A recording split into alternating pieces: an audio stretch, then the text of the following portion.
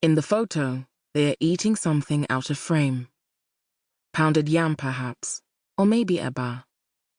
They hadn't bothered to take off their graduation robes. They were ravenous.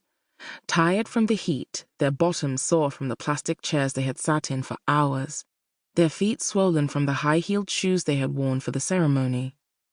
Funmi sits on the left.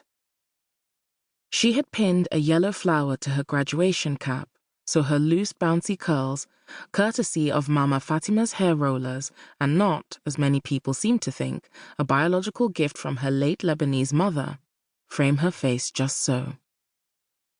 Enitan sits in the middle, her hand hiding her laugh. She had gotten her hair relaxed as well, but the results were not as striking.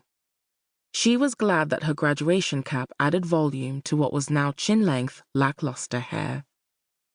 She had worn powder to mute the impact of her shiny forehead and to cover the smattering of acne that dotted her cheeks. Zainab sits on Enitan's right-hand side. She wears a tight black scarf that pulls back the hair around her face, and she has twisted the ends of the scarf into a low knot at the nape of her neck, so it looks like a sophisticated chignon.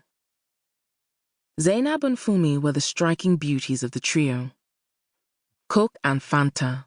People would joke when they would see the three of them walking together on campus. That Enitan never got a nickname was a slight she was used to. "You attract beauty," a boy had told her once. But he had meant this quite literally. She attracted beauty only in the sense that she herself was not beautiful, but her two best friends were. Enitan had wanted to mark their graduation with some sort of pageantry. She was the unabashed sentimentalist of the group, prone to easy tears.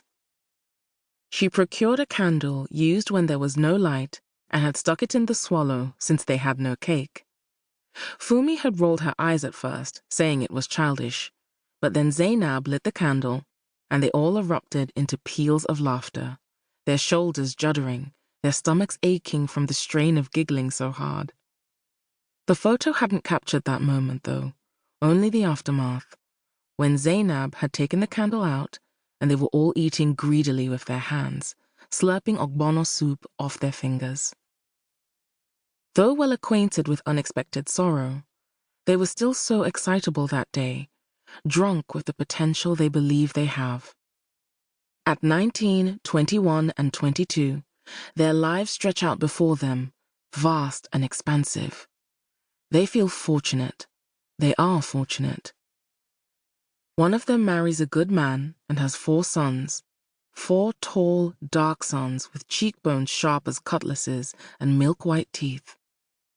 She will be surrounded by so much steady and abiding affection, so unlike the love she coveted from the romance novels she read voraciously in school, with their dramatic declarations and epic back and forth. But then there's tragedy. The usual, ordinary, unromantic kind.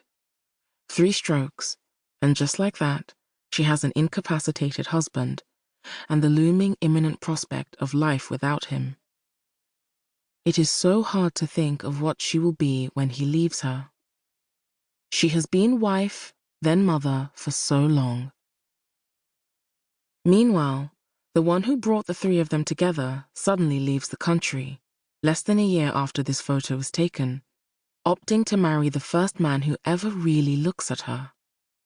She had never known what it felt like to be gazed upon with rapt admiration, to say something and know that she will be listened to. It's an intoxicating feeling, this attention. For a long time, she will think it is enough to sustain her. She is wrong.